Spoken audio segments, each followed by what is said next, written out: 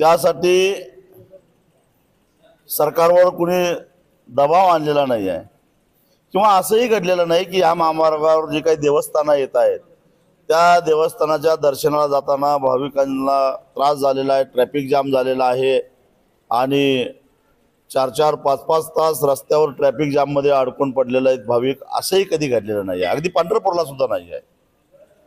आणि मग असं असताना हा नव्यानं शक्तीपीठ महामार्ग बनवण्याची गरजच काय? मुळामध्ये हा जो महामार्ग नियोजित आहे तो कोल्हापूर नागपूर जो काय सध्याचा राष्ट्रीय महामार्ग आहे त्याला बरोबर समांतर आहे आणि त्या महामार्गाचं जर का राष्ट्रीय महामार्ग प्राधिकरणाकडून माहिती घेतली तर तो नुकताच बांधून पूर्ण झाला आहे, पण त्याच्यावर सुद्धा वाहतूक अतिशय तुरळक आहे। त्याच्यावर जो अपेक्षित टोल जमा व्हायला पाहिजे तो होताना दिसत नाही आहे।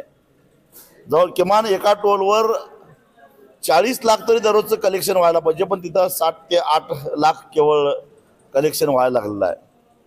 मग हाय तो राष्ट्रीय महामार्ग तोट्यात असताना दुसरा राज्य सरकारचा महामार्ग करून त्यांचाही तोटा वाढवायचा आणि आपलाही तोटा वाढवायचा, ह्यात काय शहाणपणा आहे?